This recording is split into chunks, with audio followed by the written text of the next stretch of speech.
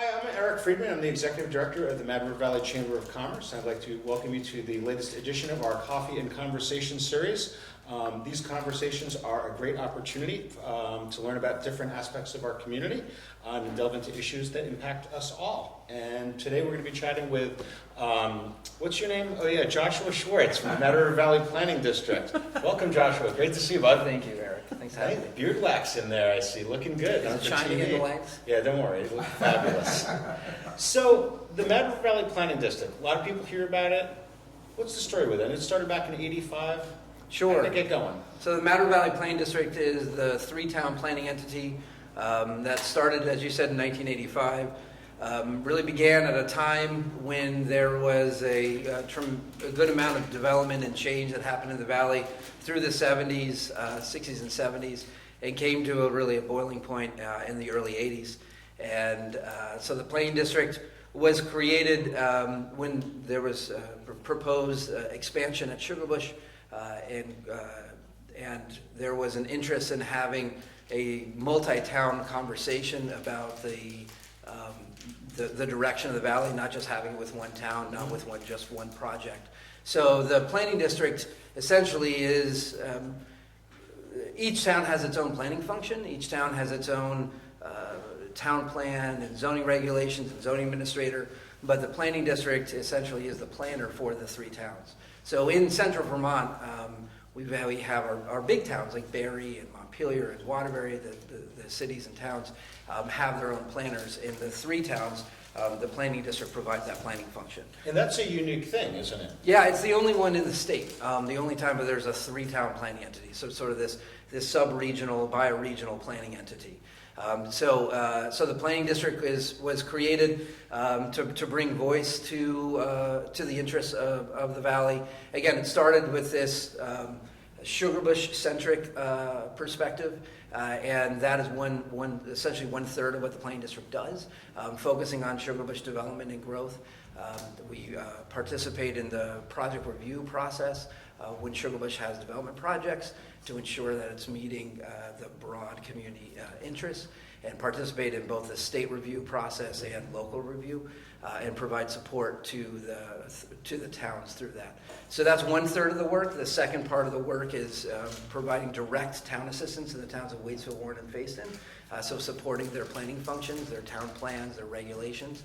And then the third aspect is the intermunicipal planning projects, where we work on topic-specific things that have a valley-wide impact. So that's housing, transportation, recreation, economic development, so on and so forth, wildlife habitat, analyzing and potentially working on plans for those projects, and working with the community to identify what direction do we want to go within these topics, engage the community in that dialogue, set some markers, come up with some policy recommendations, and then it goes back to the towns to implement them.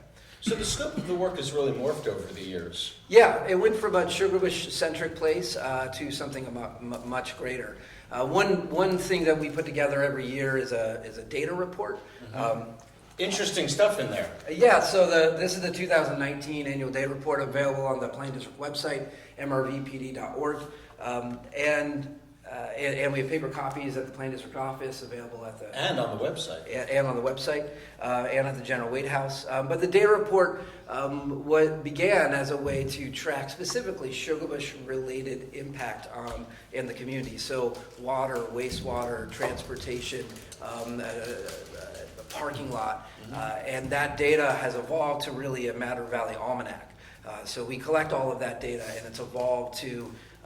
we have information on the business climate, tax receipts, housing, sales, water quality, a variety of data sources that are available publicly, and we analyze and put together in this three-town way. Yeah, and as I was looking through this from a business perspective, I was like, there's a lot of information that's really valuable from a business perspective, or people prospectively moving here, or things like that. I mean, I was really impressed at how much there was. Great, and I'm glad that it's useful. We're trying to ensure that this work is relevant. It's useful, I think, for anybody who's interested in what's going on in the valley, how things have changed over time. There's school enrollment numbers. There's a lot of information here. It's really beneficial for the towns when they're doing their town plans, identifying the direction going forward, and doing it in a multi-town aspect. For the most part, it's focused on the 3 towns, which is the planning district jurisdiction of Waitsfield, Warren, and Fayston, but it also includes the broader valley, Granville, Moortown, and Duxbury in some of the data sets. Cool. Now, how's the planning district funded? So the planning district is funded in...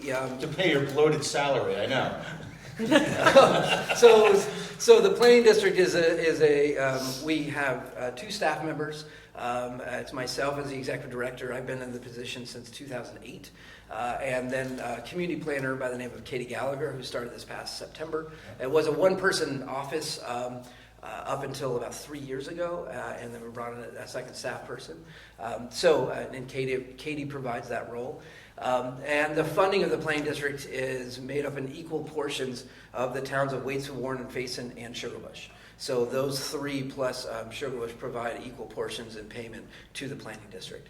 And I should talk about the steering committee. So the steering committee of the planning district is representatives from those 3 towns, from Sugarbush Resort, from the Mad River Valley Chamber of Commerce, and an ex officio non-voting member for the Central Vermont Regional Planning Commission. So that's 2, 4, 6, 7, 8, 9 individuals on the steering committee. We meet on the 3rd Thursday of every month together and talk about the work of the planning district and work about the valley going forward. It's also worth mentioning, out of those 9, so there's 2 representatives from each of the towns, a representative from the select board and the planning commission from each town. So that's 6. Again, and then Sugarbush, the Chamber of Commerce, and the Regional Planning Commission. It's a really great place to have this multi-town conversation. It's also really great to have the select board and planning commission members from each town to have a dialogue and talk about the different topics and the work that's going on. So the funding is the 3 towns and Sugarbush, and the 3 towns and the Chamber of Commerce all have votes. That's the makeup of the voting and the representation and funding. Well, I got to tell you, Peter McLaren, who is here today, is the chamber person that usually goes to the meetings, and Yep. he couldn't attend a couple of months ago, and I went in his stead, and I was really impressed by the scope of the work that was done. I mean, and I've been around for a long time, and I kind of knew what the planning district did, but it really blew me away, like how much we get out of this organization. It's really cool. I was hoping that you could speak to like maybe the scope of the work a little bit. Yeah. Like, So the scope and the charge of the planning district, which was again set up in 1985 and had been revamped a couple of times, is really broad. So it's all the realm of community interests, from housing, transportation, economic development, wildlife habitat, recreation, infrastructure. And so the way that the work ends up happening, we're working everywhere from, like I said, providing direct assistance to the towns and their planning functions, collecting information, undertaking studies, and sometimes it's applying for grants for this particular work, or grant support for our towns or beyond towns for nonprofits, and really serving as a linkage between the resources that are out there. For instance, there's been increased interest in electric vehicle charging stations in the last couple of years, and there has been some funding sources out there through the state, and we provided assistance in a handful of the applications at some of the new electric vehicle charging stations. One up at East Warren Community Market, another one at the Warren Town Hall.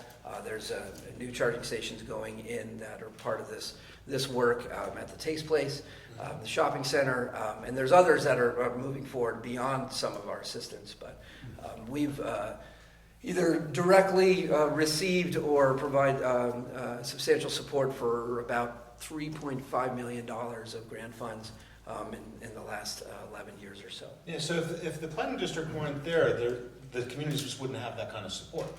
Yeah. And saying, hey, you should do this, and you're the one out there that's aware of these kinds of things. Yeah, sometimes it's matchmaking and keeping the ear to the ground. But also, it's impossible to do everything all the time. So there's essentially been themes over time of work. Looking back around 2008, 2009, we worked a lot in forest wildlife habitat and helping the municipalities analyze the wildlife habitat and come up with policy recommendations. That work makes sense to happen in a multi-town way, not just by town, because wildlife moves. So there was a focus at that time. There was a focus on Tropical Storm Irene, and a lot of work related to our response and recovery and long-term resilience time period. There's an economic analysis time period. There's housing and recreation are the two areas that we're putting a lot of energy in. So there's essentially been primary themes while staying involved in all the other topics at the same time. You know, as I mentioned, I went to the meeting a while back, and one of the things that really struck me was what the planning district is doing in terms of housing. Can you talk a little bit about that specific area, because that's obviously a big area of interest for a lot of people? Sure. So that's one of the areas, and the Matter Valley has been thankful since the late 80s to have the Matter Valley Housing Coalition, which is a separate nonprofit focusing on housing opportunities in the valley, and the planning district has provided administrative support to this separate nonprofit. And in 2006, there was a Matter Valley housing study that was done to analyze the condition and opportunities with housing. And to be honest, the work and the conversation was kind of small. It didn't really permeate housing was kind of seen as there were people that worked on it, but it didn't seem to permeate all the aspects of life like it does now. There is an awareness of housing and the need for housing and housing affordability today that hadn't been a part of the conversation in my experience 10 or so years ago. For sure. And that's one of the things, I mean, at that meeting that I went to, again, what struck me was, wow, there's a lot of really smart people doing a lot of really thoughtful stuff, and they have for a long time. Right. And I think, and I'm fairly aware of what's going on around here, and I wasn't aware of it. So that's one of the reasons I wanted to have you here, because it's really important what you guys are doing. Right, thank you. So we had so there's this housing coalition in 2017. The planning district undertook from 15, but resulted in 2017 the Matter Valley housing study. So we attempted to wrap our arms around, update that work from 2006 and say, what is the condition of housing in the valley? What are the needs, both from a quantitative and qualitative perspective, and what are the opportunities? It wasn't a plan. It wasn't a strategy. It was this is the situation of housing in the valley. And we finished that. Again, available at the Planning District office and on our website, MRVPD.org. But that study was an important time to say, this is the condition of housing, this is where we are.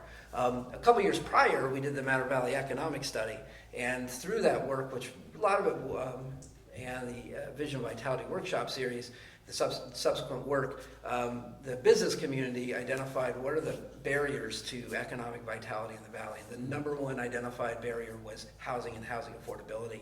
And hearing that from the business community, saying housing isn't just, housing is there are a lot of barriers, but it's actually an economic barrier. And hearing that from the business community and the broad community really loudly, put that front and center for the planning district to focus on. So that's what we did, the 2017 study. And we really were able to identify how clearly the housing crunch, what the wage gap is, and a lot of those needs. So that work moved forward. It is available for anyone to take a look at. Some of the towns have implemented some of the recommendations. The town of Waitsfield is actually working on some zoning changes to move forward some of the recommendations that are in that study. But we also, so in the last year, 2019, revamped, there was a revamping of the Matter Valley Housing Coalition. There's a lot of new energy there. They're taking that housing study. We're looking at a housing summit this upcoming spring into 2020 through the Housing Coalition. And we've undertaken an additional analysis. So there was a housing study, but there was a need to understand the housing demand a little bit more, and so there's a housing needs analysis and demand analysis that's actually going to be released in the next month that we've been working with a consultant on to give some really clear numbers on these are and help work on a strategy. So there's more coming and more analysis. But part of the role of the Planning District is ensuring that we have our decision makers and our community has the foundation and information to make informed decisions. Yeah. And we're trying to make a pathway through. Anecdotally, we know that there's a need, but what does it look like, and where does that sit? A lot of it with housing is a tremendous need. What's the data showing for rental and the shrinking of the rental market over the last 30 years or so. It's quite striking. Yeah, it really is amazing. Yes, Brad. Have you been analyzing the impact of the increasing number of Airbnbs? And also, have you done anything to encourage or support local planning, zoning commissions to modify their rules to allow tiny houses? Great questions, Brad. So on the first one on Airbnbs, in the housing study from 2017, we did a pretty deep analysis on the role of short-term rentals, which includes Airbnbs and HomeAway and so on and so forth. And we did analyze that. There isn't a direct correlation between we don't have the data that shows that the increase in Airbnbs is the reduction in rentals, but that appears to be the case. So we analyzed as best we could what's happening in that sector, and there has been a tremendous growth in Airbnbs, and like I said, a reduction of rentals at the same time. And we also explored some examples of communities that are looking and being proactive with Airbnbs, in many cases regulating. There's been a move at the state level to regulate short-term rentals. And so there's a kind of a question mark and a holding pattern. Some communities in the state and more broadly have regulated Airbnbs from health and safety issues for a variety of reasons. So that's one thing that's explored through the housing study. And it's really, and having that conversation, which is ongoing with the municipalities and the planning commissions as to what roles they want to play. But I think with the state, it seems like the state is going to be taking a step forward in that regard, but it's a bit of a question mark. But to your question about, what was your second one? Tiny houses. Tiny houses. So there was also an analysis of tiny houses, and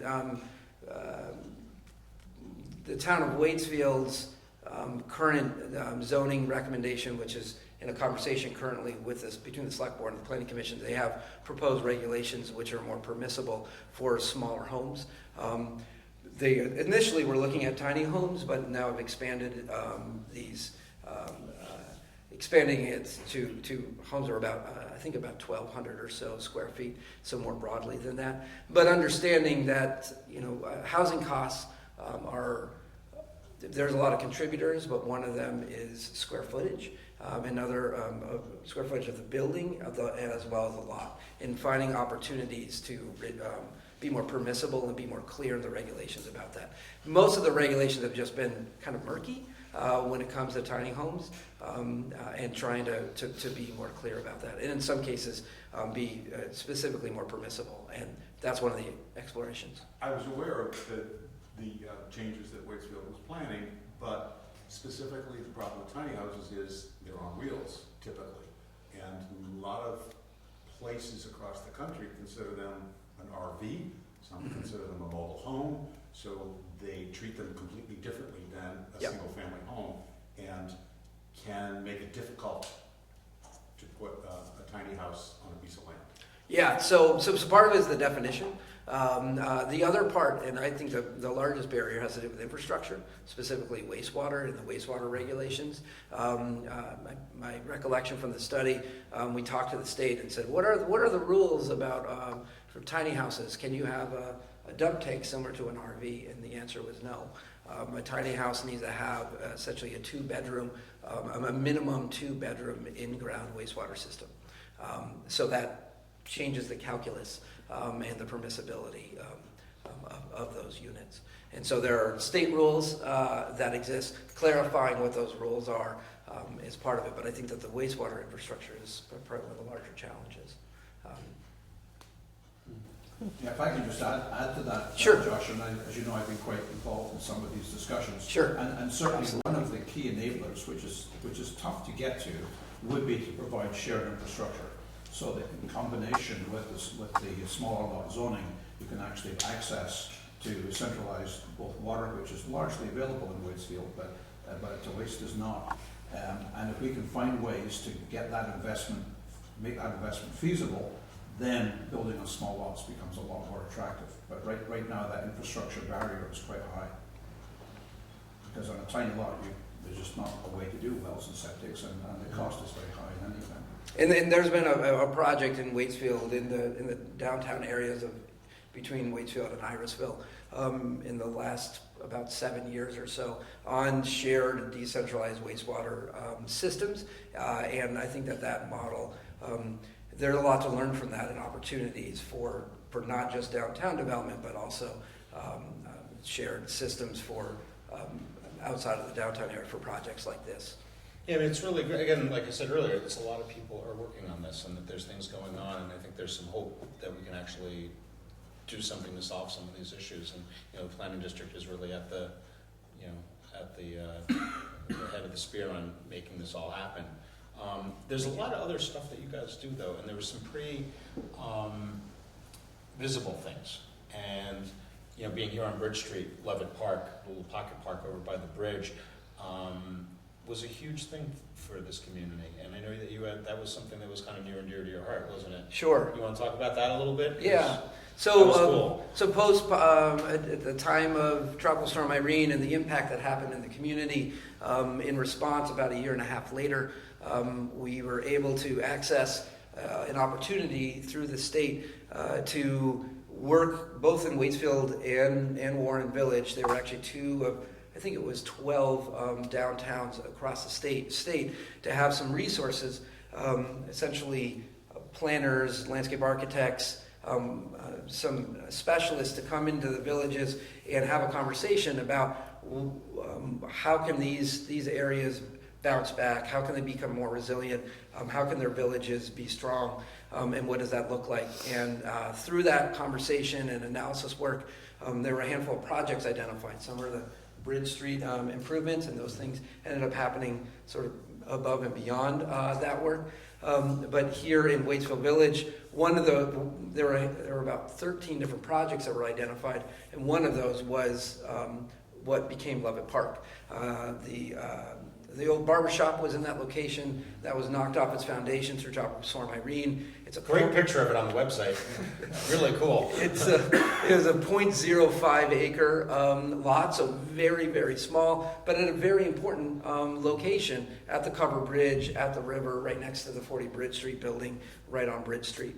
And the town of Waitsfield, post-Irene, ended up purchasing that lot. And so it was owned by the town with an interest to make a park out of it. So through this this consultation work, we did some visioning with the community and said, what could this look like if we were to make something happen? And the reality is, it's very complicated. While it's very small, 0.05 acres, doing something in that location is very complicated. It's in the floodplain, it's in the floodway, there's the Army Corps of Engineers, there's a lot of consideration.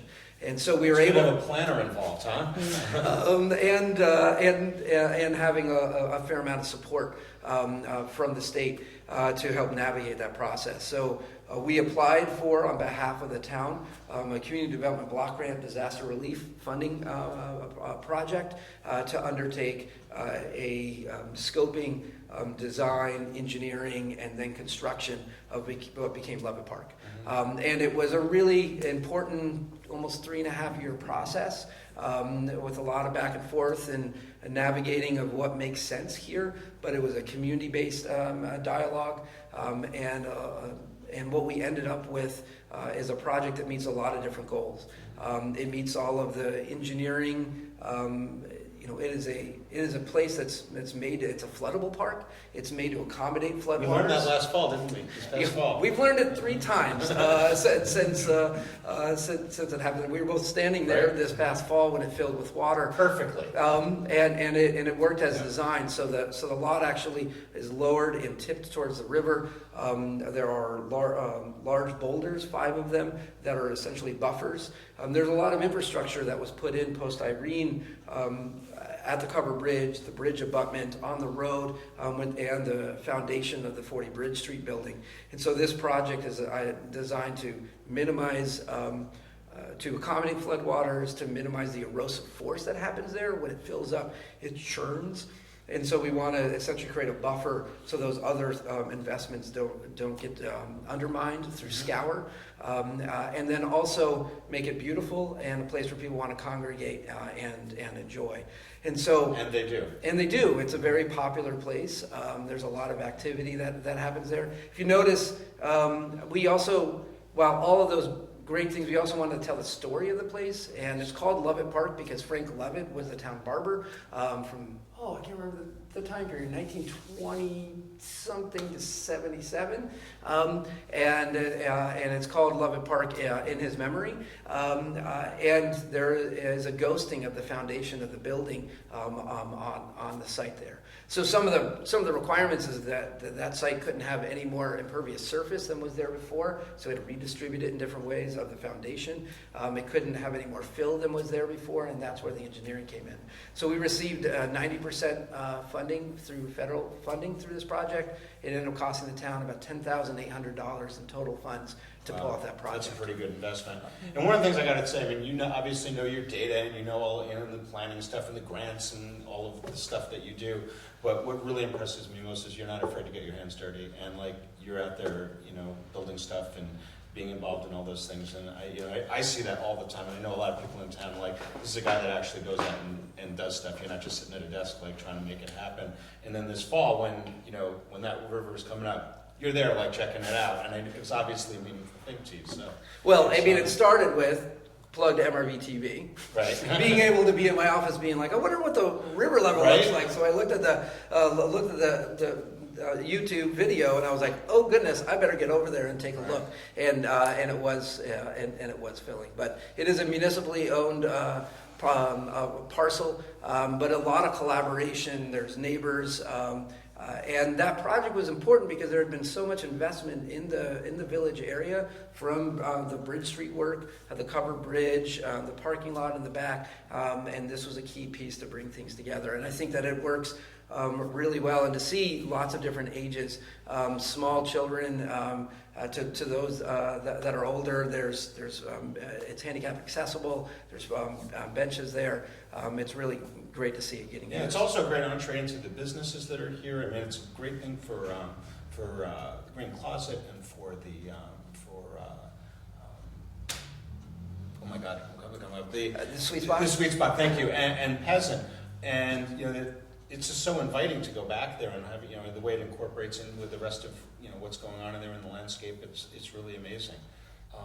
And I got to tell you, we had a guy come to the chamber this past summer from Mississippi, never been to Vermont in his life, older guy, comes up and he's like, "Yeah, I saw the thing on MRVPD and I love that little park," and just like, I watched all. I'm like, "Really?"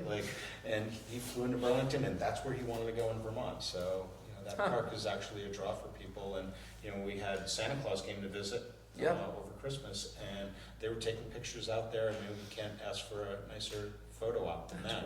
So it's getting used, which is cool. So we appreciate all your efforts with that. Okay. But there's a lot of other things. Seems to me that like the planning district is kind of like the nexus of collaboration. That you're the one like pulling people together. I mean, I think we do that at the chamber too.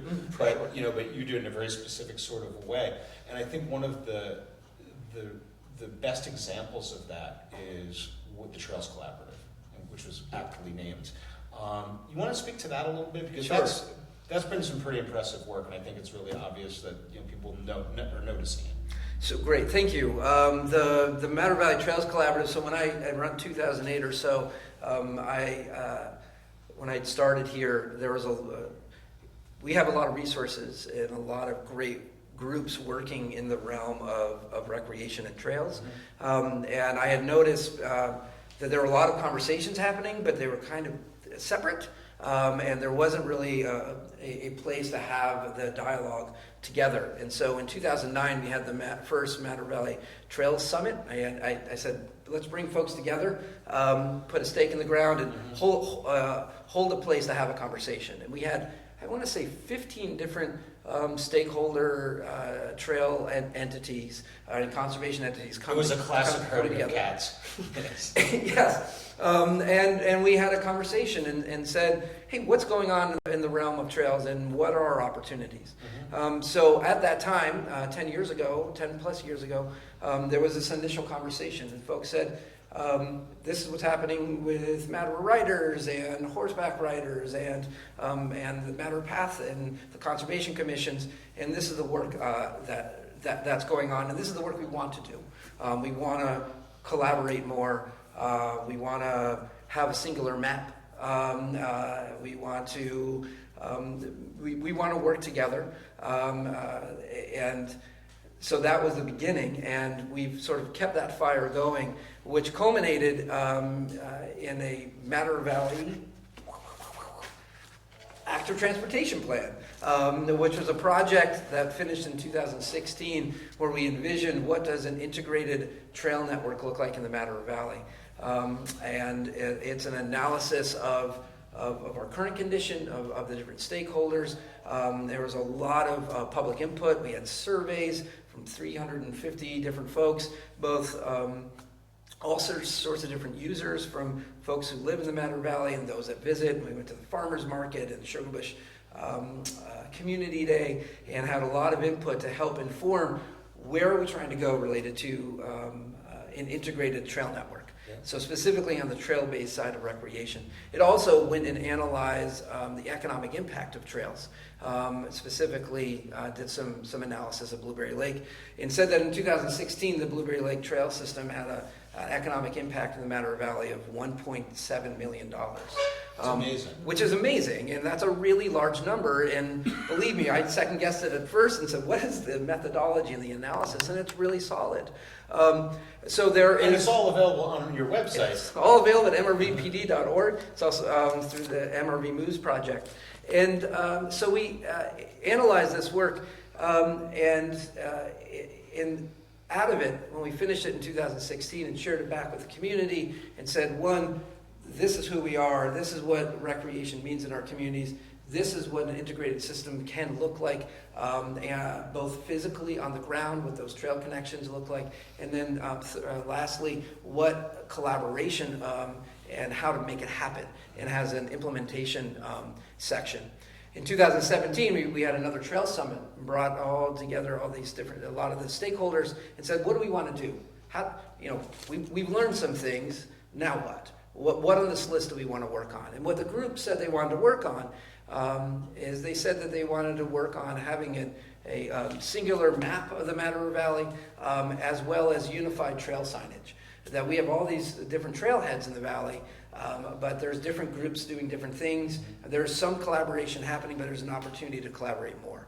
So we undertook what's known as the Unified Trailhead Kiosk and Mapping Project with 17 different stakeholders, a lot of cat herding, to work together to create really 3 products. One, Unified Trailhead Kiosk signage, 50 trailhead signs across the valley at existing trailheads. 2/3 of them are small signs, 6 square feet, and 1/3 of them are what we call major trailhead kiosks, or 16 square feet.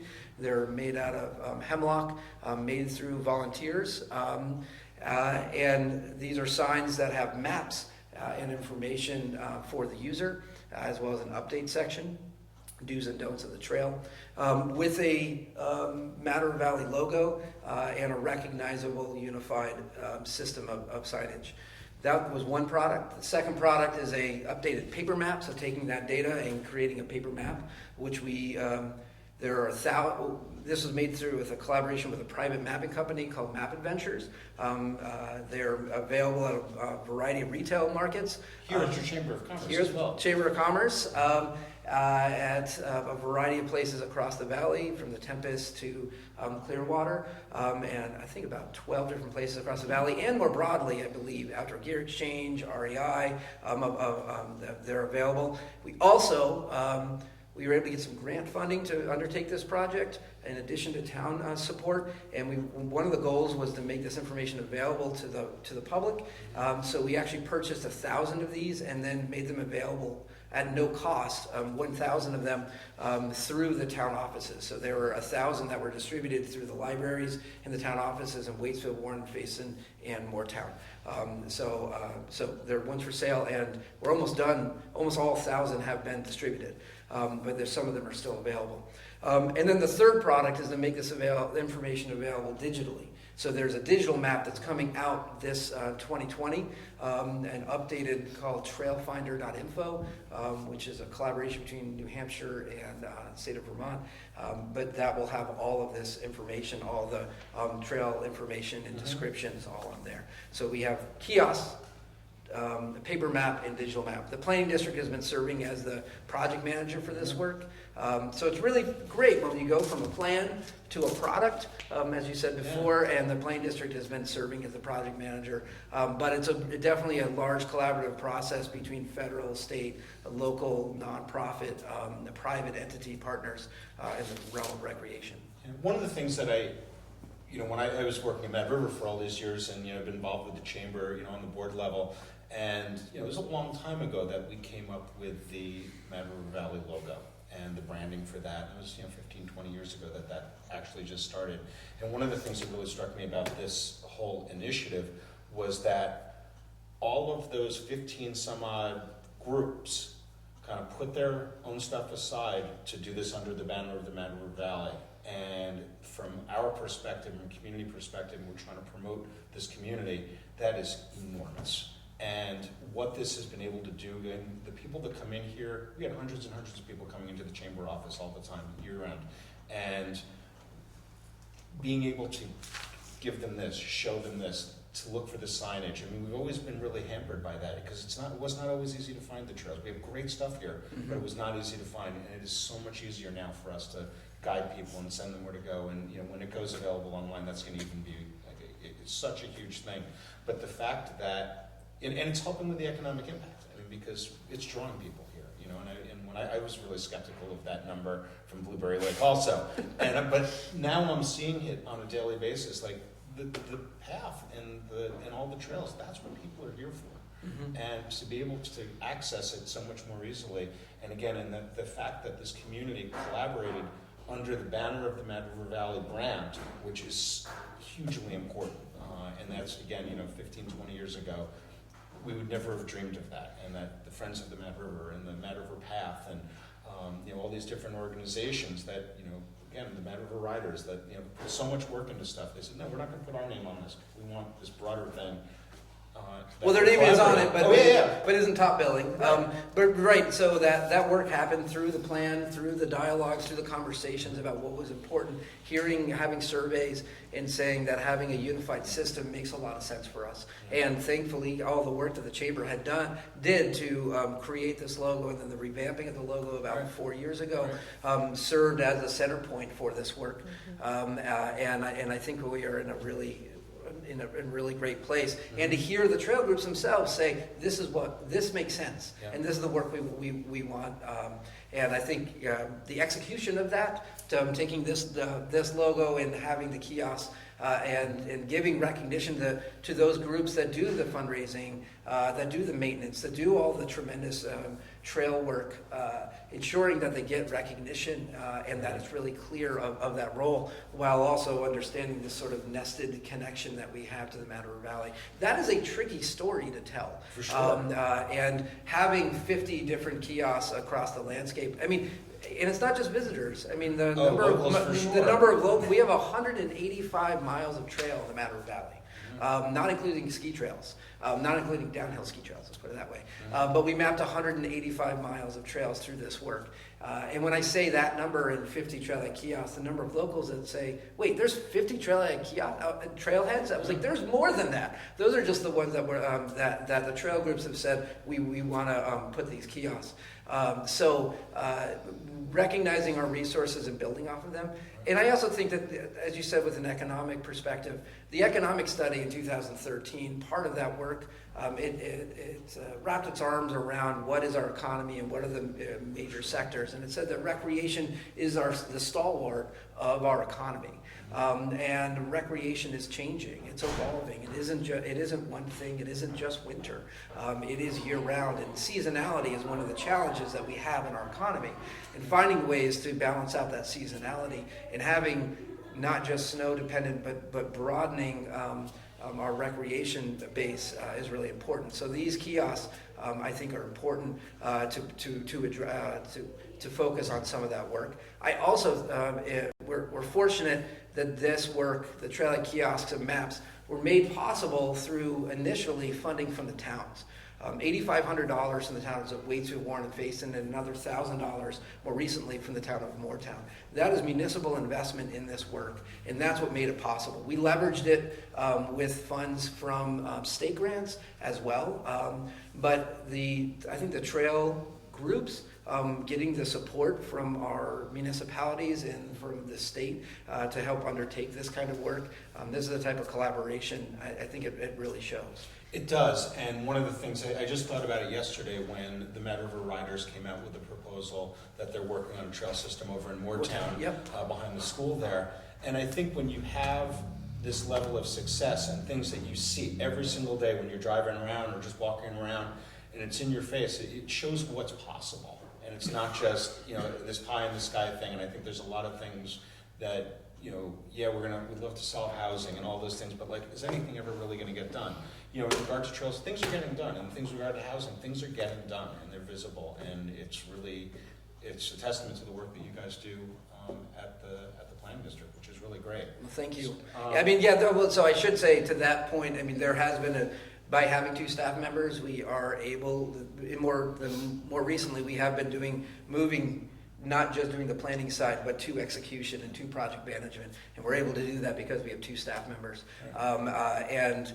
There are some great plans on my shelves in my office. I've seen them. and people, the biggest critique of planning is that planning sits on the shelf. And usually that's because it's really hard. It takes a lot of effort to move something forward and put it to execution. Well, one of the things I noticed on the website is you look back and there's an archive of all of these plans, and it's a great resource in terms of all of the town plans are there. You have to go to each individual town. And then all of these old studies that were done in the 80s and 90s, they're all there. And to go back and look at them now, it's pretty interesting. And you can see what has been achieved. And a lot has. I mean, there's a circulation study for Waitsfield Village from 2004, 2006, somewhere in there. And sidewalk project and crosswalks and bump outs and this intersection. There have been a lot of those pieces that have either happened or in final design to happen this upcoming year. And so to see that work moving forward, there's a long horizon. It takes a long time for projects to move forward, but we have a long history of success. Even I forget about it sometimes, and I look at those old studies.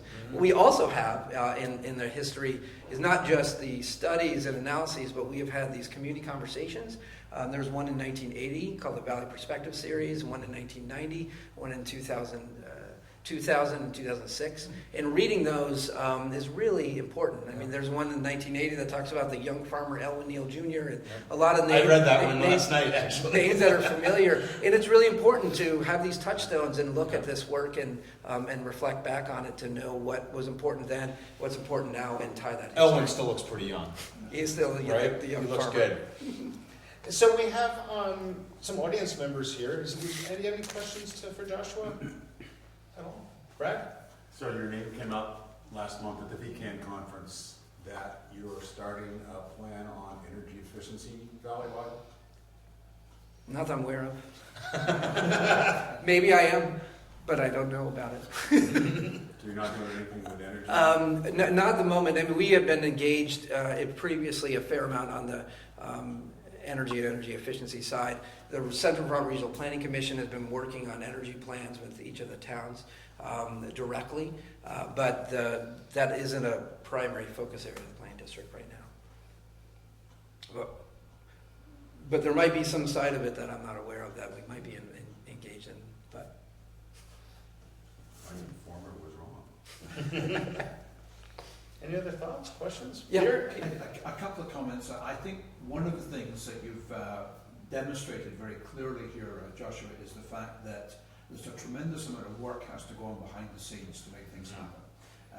Because of addressing various community interests, addressing rules and regulations, addressing the physical environment. I mean, the Lubbock Park's a great example of that. And a lot of people don't fully appreciate the things that have to happen to get the results that have been achieved. And I think that's a very important message for all of us. That it's not just putting a few shovels in the ground to make a park, it's a lot of other work.